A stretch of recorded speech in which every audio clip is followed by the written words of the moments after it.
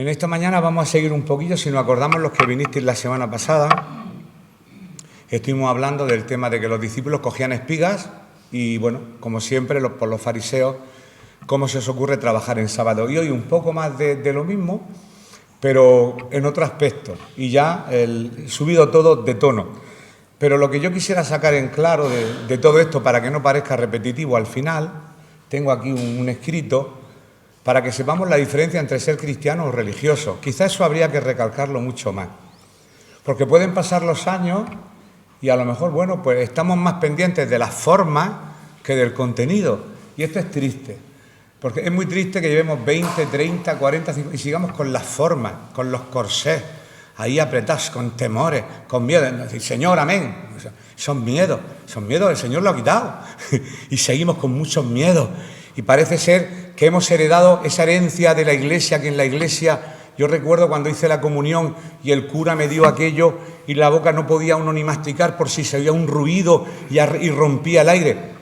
A libertad nos ha llamado el Señor, somos una familia, no podemos vivir impregnados de la religión nos hunde. Y Cristo ha venido a traer libertad a nuestra vida, no libertinaje en el sentido de hacer lo que nos dé la gana y desorden, yo no hablo de eso. Hablo de que no a veces no notáis en el ambiente que coges una tijera y puedes cortar el ambiente, porque no tenemos libertad. Falta esa. Cuando hablo de libertad no hablo de grito, de chillío, de palmas, no estoy hablando de eso, hablo de libertad en el espíritu. Porque, no sé, quizá a lo mejor pues por deformación profesional y haber estado 3 años en un seminario mucho tiempo, aprendí las formas. Las formas son muy sencillas, ponen las manos así. Hermano, ¿cómo estás? El Señor... Es fácil, el postureo religioso es muy sencillo, pero el Señor no quiere que sigamos con el postureo religioso, con las frases hechas, con las frases aprendidas. El Evangelio es sencillo, la sencillez del Evangelio. Y tenemos que vivir, no es ningún puro para nadie, es para que aprendamos el por qué estamos estudiando estas cosas. Porque el Señor no quería, todo lo que olía a religión Él lo rechazaba. Él llevaba una vida práctica, normal, sencilla. Y nosotros pues... somos humanos y lógicamente nos encorsetamos en muchas cosas, en formas, en estereotipos, esto lo he aprendido aquí, esto allá, acullá. Y de hecho, dentro de la misma congregación somos hermanos que quizás venimos de 8, 10, 12 congregaciones distintas, con distintas liturgias, con distintas formas de pensar, demasiado que estamos unidos, que nos llevamos bien, que no nos peleamos y que estamos en un mismo espíritu. Eso es una bendición. Pero quiero decir que el Señor nos ha llamado a libertad. Yo... no sé, a lo mejor es un juicio mío y que el Señor me perdone, pero le tengo pánico a los silencios. No digo que la gente grite, pero es ese silencio de no mover una silla, hago un ruido y rompo algo. ¿Qué vas a romper? Yo pienso que cuando Jesús predicaba con libertad le preguntarían, hablarían, dialogarían. Ese silencio conventual que parece que de fondo se oye la música esa gregoriana, ¿verdad? Del Kyrie. Madre mía, siglo XV, conventos del siglo XV. Por Dios, como que no, que el Señor no nos ha llamado a eso. Tampoco a lo otro. Quizá los extremos es el problema que hemos tenido, que hemos vivido en extremos. Hay personas que quizá hemos vivido en un extremo, otros en el otro, y el Señor nos llama a un equilibrio. Equilibrio en cuanto a las emociones, en cuanto a los sentimientos, lo mismo, en cuanto a nuestra forma de estar, en cuanto a lo intelectual. Un equilibrio, una moderación. Bueno, pero yo pienso que con la ayuda del Señor eso poco a poco lo iremos logrando. No para nadie, no lo vamos a hacer para nadie. Primero para encontrarnos bien, sentirnos libres. Y después pues para vivir una vida cristiana sencilla y normal, no tan llena de preceptos como lo que vamos a leer hoy y que ya el hermano ya lo tiene preparado. Gracias a su reloj. Y eso la gente no lo entiende. A que gracias a tu reloj sabes el versículo que tienes que poner. No os lo voy a contar, después se lo preguntáis a él. Dice así en Mateo capítulo 12, versículos del 9 al 14. Pasando de allí, vino a la sinagoga de ellos. Y aquí había uno que tenía seca una mano. Y preguntaron a Jesús para poder acusarle: ¿es lícito sanar en el día de reposo? Él les dijo: ¿qué hombre habrá de vosotros que tenga una oveja y si ésta cayere en un hoyo en día de reposo no le eche mano y se levante? Pues cuánto más vale un hombre que una oveja. Por consiguiente, es lícito hacer el bien en los días de reposo. No lo pregunta, lo afirma. Por consiguiente, es lícito hacer el bien en los días de reposo. Entonces dijo aquel hombre: extiende la mano. Y él la extendió y le fue restaurada sana como la otra. Y salidos los fariseos, tuvieron consejo contra Jesús para alabarle. Ah, no, para destruirle. Para destruirle. Tuvieron consejo con él para destruirle. Mateo 12, del 9 al 14, es lo que acabamos de leer. Bien, pues después de la confrontación que vimos la semana pasada, que tuvo Jesús con los fariseos, porque los discípulos tenían hambre, simplemente cogieron unas espigas, las restregaron con las manos y pudieron comérselas. Y rápidamente los fariseos, ¿cómo se les ocurre a tus discípulos trabajar porque nuestras leyes dicen que el sábado? Bueno, le leyeron ahí la cartilla, las normas internas. ¿Cómo tienes esa compostura? Porque aquí eso es romper el momento solemne. Si es lo mismo, si es religión, si lo que huele a religión tiene un lenguaje específico. Y lo vamos a ir entendiendo poco a poco. A ver si nos metemos con todo el respeto del mundo, intentando ver lo que es religión y realmente lo que es salvación. Son dos cosas completamente distintas y a veces las llevamos entremezcladas todo. Ya digo que eso es muy humano. Bien, pues después de esta confrontación, hay más confrontaciones y comienzan a agudizarse más y más. Y después de este incidente, los fariseos son los que ahora buscan a Jesús en una sinagoga. Oye, vámonos y vamos a pillarlo en un renuncio. ¿Cómo? Porque ahora se dirige a una sinagoga. ¿No recordáis a este muchacho, ese tal Nahum, ese muchacho que hay por allí, que tiene una mano? Pues seguro que cuando Jesús lo vea, hoy es Sabbat y verás cómo va a hacer. Y ahí lo vamos a pillar. Ahí lo vamos a pillar. Ya iban detrás de él para pillarle, con una intención, finalidad, para. Fueron a la sinagoga, hemos leído, para. Finalidad, pillarlo. Ay, como lo pille, verás, un mes sin Santa Cena. Un arresto. Ha roto una ley interna, vamos a arrestarlo, vamos a castigarlo. Así habla la religión normalmente. Prácticamente el problema es el mismo que la predicación de la semana pasada. El problema es el mismo. ¿Cuál es el problema? Que Jesús viola las leyes religiosas. Es que violar una ley religiosa no es fácil. Nosotros, porque ya damos por sentado que esto fue así, pero que se le ocurra ahora a alguien violar una ley religiosa. Hermano, ¿tú no sabes lo que dice la Biblia? ¿Cómo te estás saltando eso? Lo pondríamos a parir. Pero era Jesús, claro. Jesús conocía la Biblia de memoria, conocía las Escrituras. No podía hacerle frente a ningún fariseo por muy ilustrado que estuviera, ni el mismo Nicodemo, que fue tan cobarde que tuvo que venir de noche para decirle, oye, he oído de ti. Tenía miedo del qué dirán y fue a buscar al Señor. Cuando empezó a oscurecer y declinó el sol, buscó a Jesús. ¿Sabéis por qué? Porque Nicodemo se aburría en los cultos. Nicodemo estaba aburrido en los cultos. Esos cultos tan aburridos, tan litúrgicos, tan serios, donde la gente está con los ojos abiertos mirando a los músicos, en lugar de estar adorando a Dios. Estaba aburrido. Nicodemo estaba aburridísimo. Porque no sentía la presencia de Dios, no sabía lo que era adorar a Dios con todo el corazón. Oye, Señor, hemos oído de ti. ¿Y qué hay que hacer? Nicodemo, tienes que nacer de nuevo. ¿Cómo? ¿Me tengo que meter de nuevo en el vientre de mi madre? Como no te lo revele el Espíritu, no te vas a enterar. ¿Y cuántos años podemos estar pensando que estamos en lo correcto y todavía ni hemos entrado siquiera? Conocemos lo externo, pero no hemos entrado dentro de la presencia de Dios y nos hemos abrazado a los pies de Jesús y hemos adorado a Dios desde lo más profundo de nuestro corazón y hemos entrado en su misma presencia. Y creo que prácticas, hay que hacerlas. ¿Por qué? Porque vamos a estar por una eternidad alabando al Señor en el cielo, santo, santo, santo, y como no practiquemos, allí vamos a necesitar un grupo de ángeles que nos den algunas instrucciones iniciales. Primera, se cogen las manos, se adora a Dios, después se canta, si no miréis a nadie. Pero antes de que lleguemos allí, lo vamos a aprender aquí. Y el Señor nos va a enseñar. Va a ser muy, muy sencillo. Pues ese será el problema que el Señor tenía, que se enfrentaba con las leyes y las normas religiosas de toda la vida. Y ese fue el problema que tuvo Jesús. Y eso se sigue repitiendo en este siglo. Claro, ahora no está Jesús y si es otro hermano, pues podemos bien que reprenderle, pero si fuera Jesús no nos callaríamos. Nuestro Señor les va a demostrar una vez más que las necesidades humanas están por encima de cualquier regla o norma religiosa.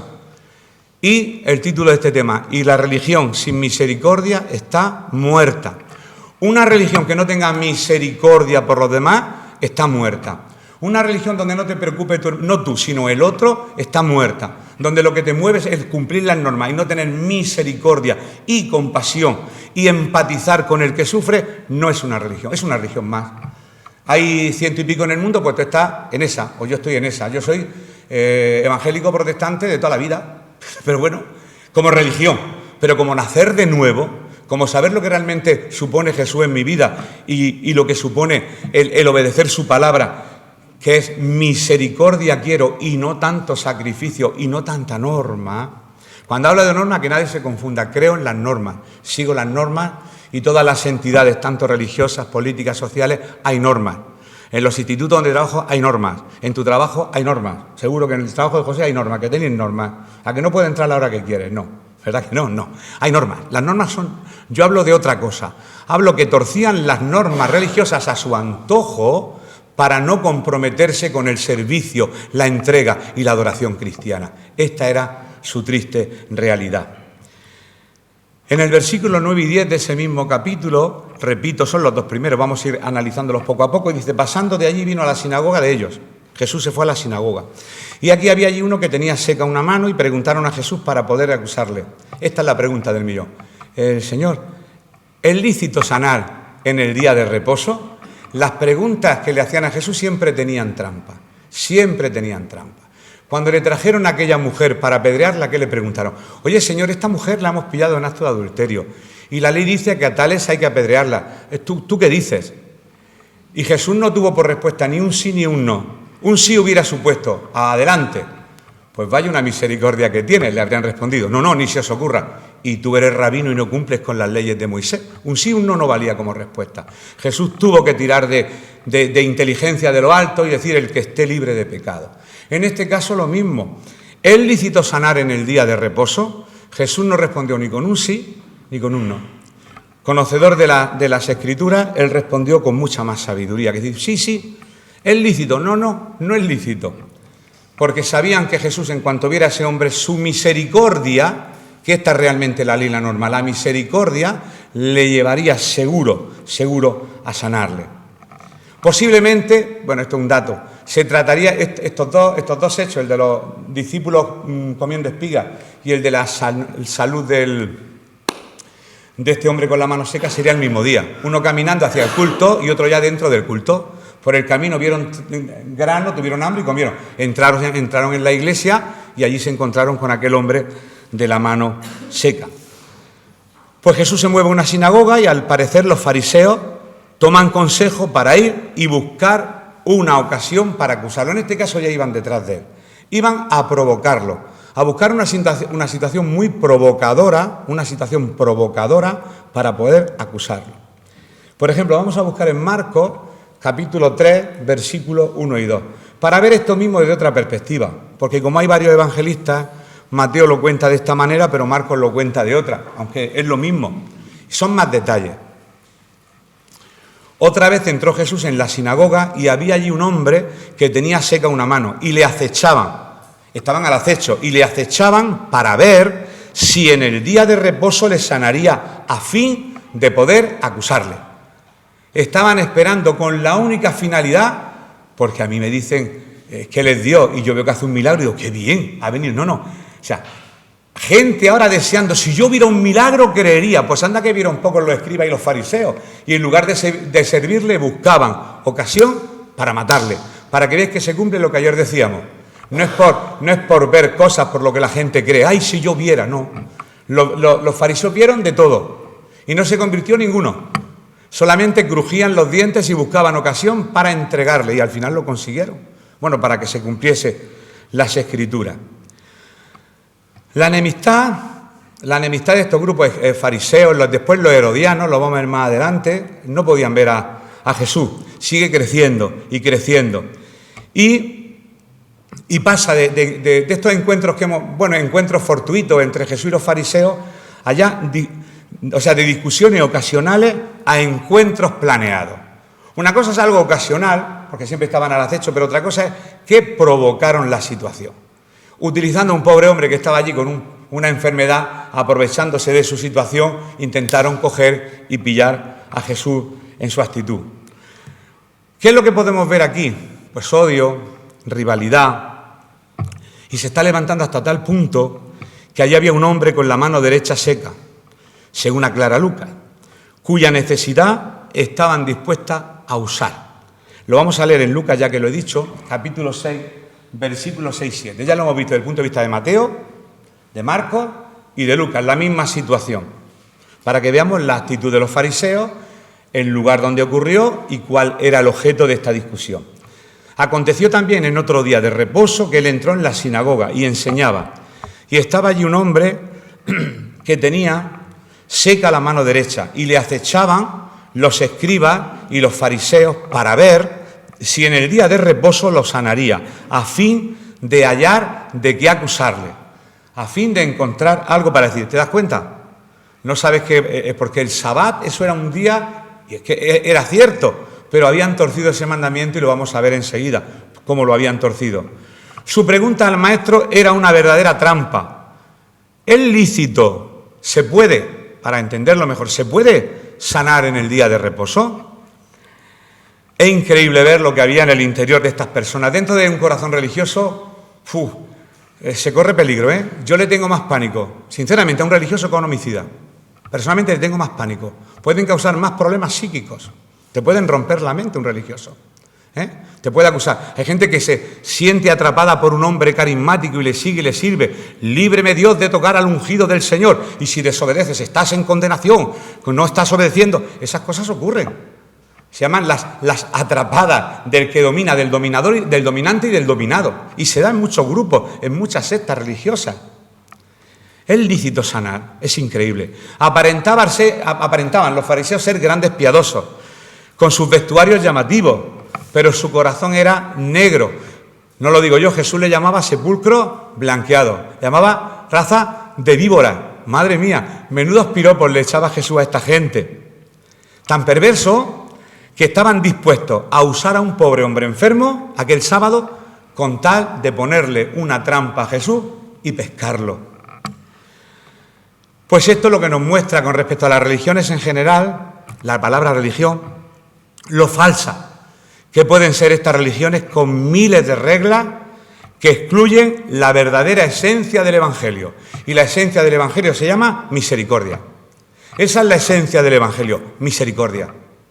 Misericordia. La religión sin misericordia, me remito de nuevo al título, está muerta. Y vamos a los siguientes versículos que son del 11 al 13. Dice así la palabra, del mismo capítulo 12, del 11 al 13. Él les dijo, ¿qué hombre habrá de vosotros que tenga una oveja y si ésta cayere en un hoyo en día de reposo no le eche mano y se levante? Pues ¿cuánto más vale un hombre que una oveja? Por consiguiente, es lícito hacer el bien en los días de reposo. Le dice que sí, es lícito. Pero le dice que sí utilizando la Escritura. Entonces dijo aquel hombre, esto ya para rematar, Jesús siempre para rematar, extiende tu mano. Y él la extendió y le fue restaurada sana como la otra. Se produjo el gran milagro. Para los fariseos, ya lo dijimos, el realizar trabajo en el día de reposo era una falta no grave. Lo siguiente, gravísima, gravísima. Lo que ocurría es que las reglas de los fariseos eran absurdas, eran ridículas e iban incluso contra el verdadero significado de la ley de Moisés. Eran absurdas, se contradecían. ¿Por qué? Porque ellos habían cogido las leyes y las habían arreglado a su antojo y habían hecho un código levítico según San me conviene, conforme a sus necesidades y conforme a sus propios deseos. Y aquí vemos una contradicción, ya que si una persona estaba enferma, sus reglas prohibían que se le curara. Fijaros, en sábado no podía. Lo único que podías hacer era darle asistencia y estabilizarlo. Y esperas que llegara el domingo, pues para continuar poniéndole vendajes, porque eso es trabajo. Aún con un enfermo, aún los enfermos eran víctimas de estas reglas religiosas, los mismos enfermos. Era increíble ver lo riguroso que eran las leyes humanas, que se desviaban del espíritu de la ley divina del día de reposo. ¿Qué era el día de reposo? Si entendemos lo que es el día de reposo, lo vamos a entender. Había sido establecido, lo dijimos y ahora lo rematamos, entre los 10 mandamientos de Éxodo 20, el día de reposo estaba establecido. Pero ¿cuál era la finalidad del día de reposo? El hombre y la mujer se apartaran de todas sus faenas cotidianas y se dedicaran a tener una mayor comunión con Él. Pero enfatizaron más en no trabajar que en la comunión con Dios. ¿Os dais cuenta? Era más importante no trabajar ese día que tener comunión. Era no trabajar para dedicarse a la adoración a Dios. Pues tal y como nosotros hacemos hoy, domingo 29, ¿no? Sí, 29 de octubre, pues nos desprendemos de las preocupaciones, bueno, uno a veces arrastra las preocupaciones laborales para acudir a la iglesia y recibimos de él pues muchas cosas en la oración, la adoración, la predicación, la comunión los unos con los otros. Eso es lo que hacemos. El día de reposo hoy, el domingo, Dominus Domini, día del Señor, quiere decir al séptimo descanso. Y nosotros pues venimos aquí, reposamos de nuestros trabajos y ya está. Pero no tenemos un código que diga el que trabaja, vamos, muera irremisiblemente. Eso sí lo hicieron los judíos. Así se esperaba que fuera el día de reposo, pero en lugar de eso resultaba en un día cargado de muchas normas religiosas. Un día inflexible, implacable. Ni los mismos enfermos tenían descanso para sus faenas. Entonces Jesús, para hacerlo entender el problema de la dureza de su corazón, esta es la confrontación.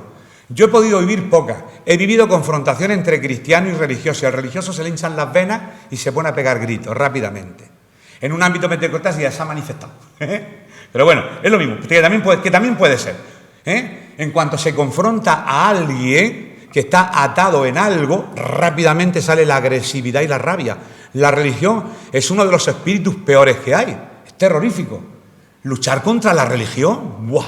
Madre mía, anda que no tiene arraigado bien el corazón de los seres humanos. Con apariencia de piedad. Hermano, apariencia. Pero el Señor conoce el corazón, lo más profundo, detrás de una apariencia normativa, rigurosa, de religión, denominacional quizá de toda la vida. Y no estoy hablando contra ninguna iglesia. Dios me libre, no lo haré jamás, porque ese no es el tema. El Señor le responde con otra pregunta a los gallegos. ¿Nunca habéis visto? ¿Tenéis amigos gallegos? Los gallegos te preguntan, tú le preguntas a un gallego, ¿cómo estás? Y te dice, ¿y tú? Nunca te responden, te responden con otra pregunta. Aquí Jesús hace lo mismo. Ante una cuestión, otra cuestión. ¿Qué hombre habrá de vosotros que tenga una oveja y si ésta cayera en un hoyo en día de reposo no le echa mano y la levanta? Ahí le tocó porque tocó un texto bíblico que ahora vamos a buscar en breve. La reacción es fácil, ya que si la misma ley les autorizaba a salvar a un animal el día de sábado, pues cuánto más a un ser humano. La ley exhortaba al hombre a ser bueno, respetuoso con los animales. Proverbios 12:10. Y bueno, y está de Proverbios. Hay muchas otras normas en Levítico que a los animales había que tratarlos con muchísimo cuidado. El justo cuida de la vida de la bestia, mas el corazón de los impíos es cruel.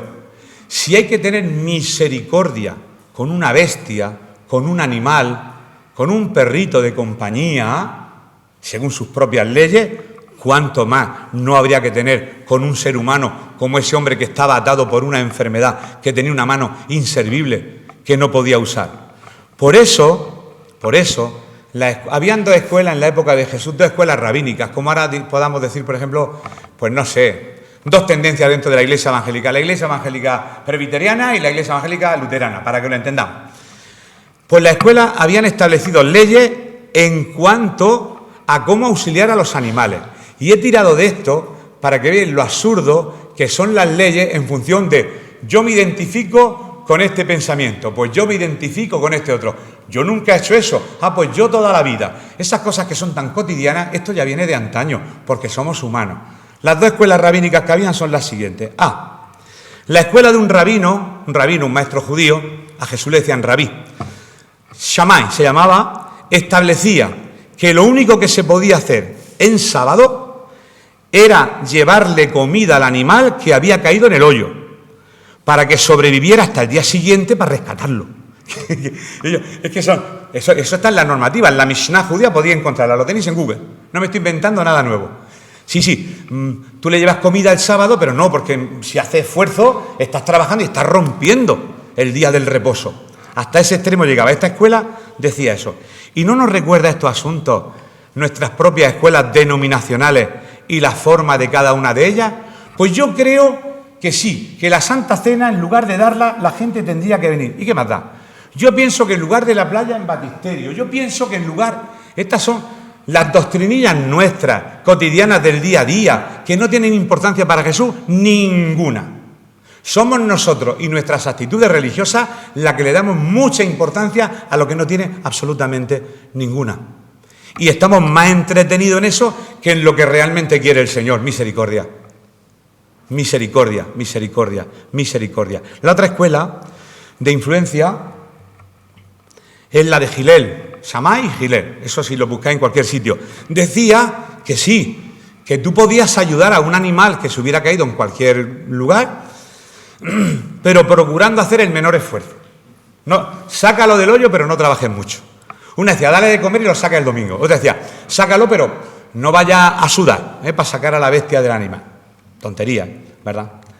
Ahora, si la misma ley, porque ellos tienen una sola ley, hablaba acerca de la compasión a los animales, la cual esa ley aplicaba también en el día de reposo, pues por deducción lógica, pues la misma compasión se extendía a los seres humanos.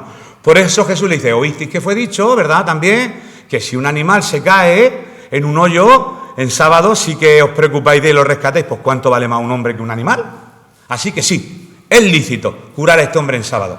Mudo, no profirieron palabra alguna. Cuando alguien es pillado en su atadura legalista, se queda mudo. O chilla o se queda mudo. Y es como puedes ver el espíritu religioso. Se ve de esa manera. Es muy sencillo. No digo que yo tenga total discernimiento, pero lo conozco. Lo conozco porque he lidiado con ese espíritu muchos años, el de la religión. Se le ve, yo lo vuelo a 3 cuadras. No sé por qué. Quizá por, no sé. Bueno, tampoco hay que presumir de nada. Por esto Jesús le dice, ¿cuánto más vale un hombre que una oveja? Por consiguiente, lo siento, señores fariseos, es lícito. Hacer bien, tener misericordia el día del reposo, el domingo, el lunes, el martes, todos los días del año. Esa ley la excluimos con tal de tener misericordia.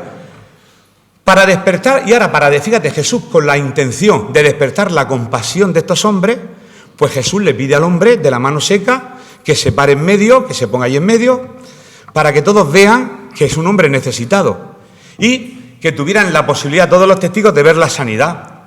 Pero por su dureza de corazón callaron, ignoraron el asunto. Dice en Mateo 3, 4, vamos a ver la sanidad y lo que ocurrió allí. Terminamos pronto. Mateo 3, 4 dice, entonces dijo al hombre que tenía la mano seca, levántate, ponte en medio, como si ocurriera aquí en la iglesia. Y les dijo, dirigiéndose, señores fariseos, ¿es lícito en los días de reposo, hoy domingo, en su caso sabbat, hacer bien o hacer mal? ¿Salvar la vida o quitarla? Pero ellos callaban. El silencio los delataba, ellos callaban. Callaban porque no tenían argumentación para rebatir al maestro. Argumentación cero, ninguna. ¿Qué le importa más a la gente que te rodea? ¿La sanidad de tu corazón por haber conocido a Cristo? ¿O le molesta que hayas cambiado de religión? No hay misericordia. La religión no tiene misericordia. ¿Cuántas personas le predicamos el Evangelio en la época de que Ramón y yo éramos jovencicos, cuando Páez hubo el movimiento de jóvenes en Cartagena, que íbamos todos allí a la casa a orar a la terraza del señor Sorroche? Ese movimiento. Y muchos padres no estaban de acuerdo. ¿Qué te ha hecho, protestante? O sea, en lugar de ponerse contento, ¿no te das cuenta que tu hijo, muchos de ellos habían salido, ¿no te das cuenta que tu hijo es un delincuente? ¿No te das cuenta que tu hijo ha conocido a Cristo y ha cambiado ese estilo de vivir? Y ahora te ama a ti, a su padre, a su madre. Y en lugar de ver lo positivo de la sanidad, decía, ¿cómo se le ocurre romper el rito de España? Se ha ido de la religión oficial y se ha hecho protestante. ¿Os dais cuenta? La religión sigue y seguirá toda la vida, porque nos da igual. No tenemos misericordia, sino que se guarde el rito tal y como tiene que ser.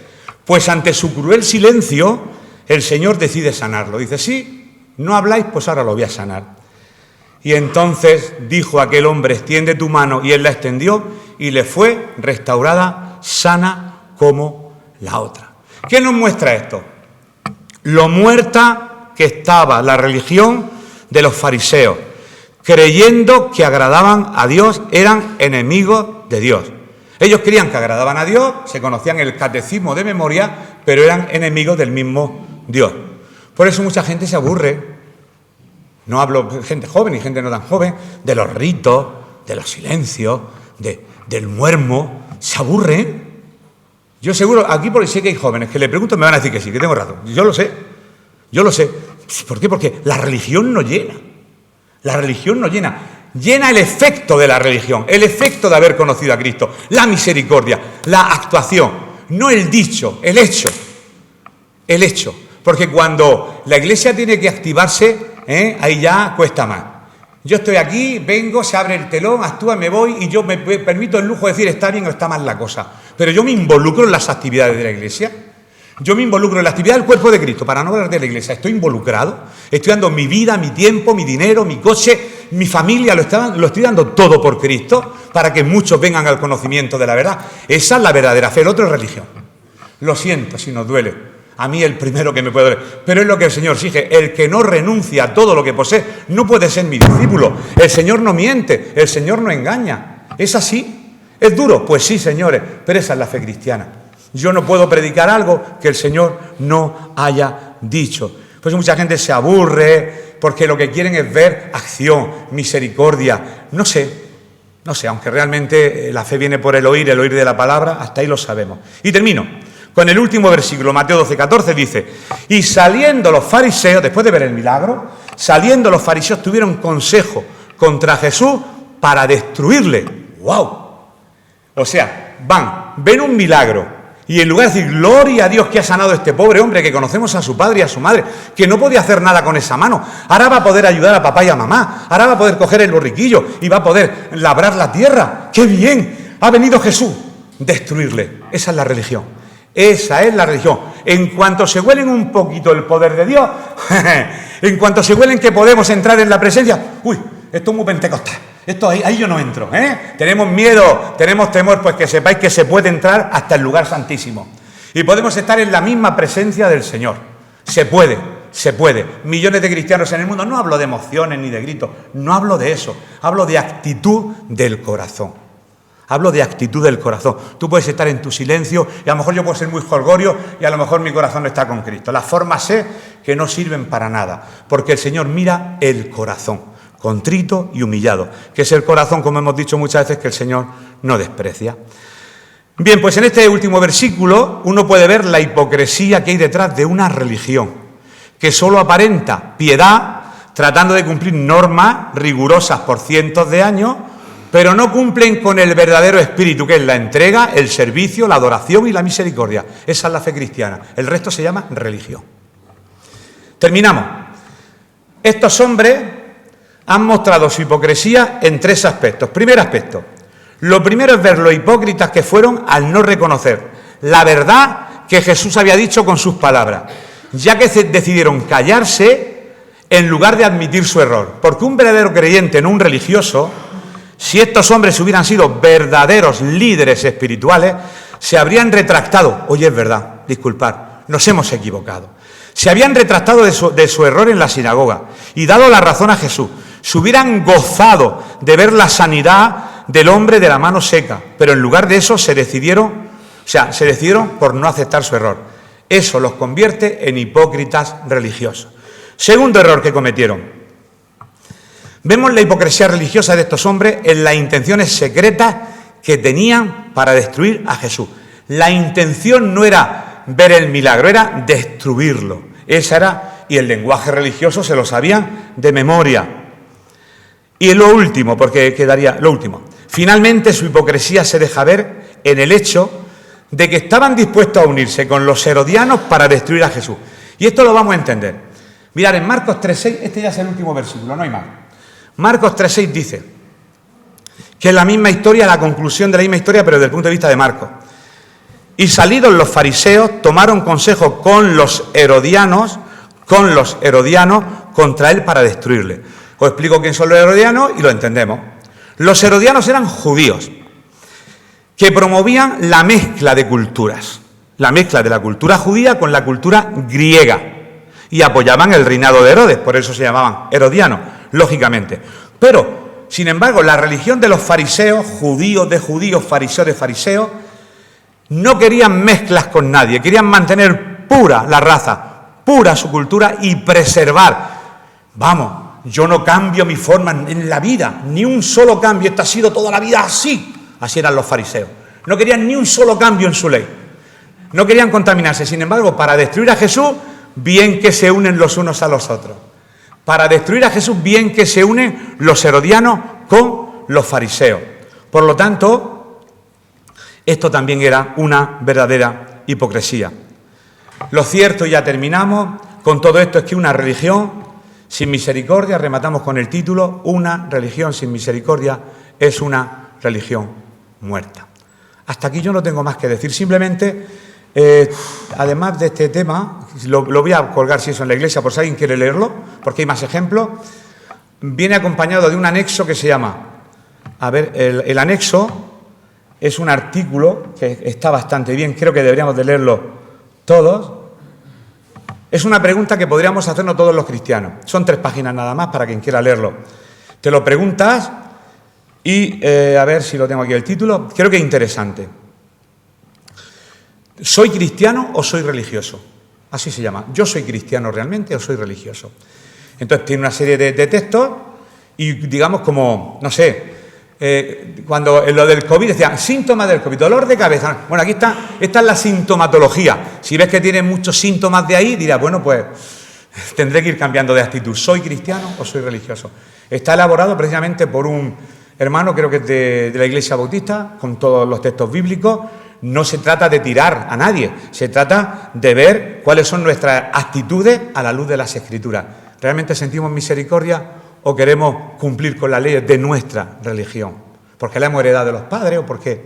No lo sé, es que no lo sé. Bien, pues hasta aquí. La próxima semana...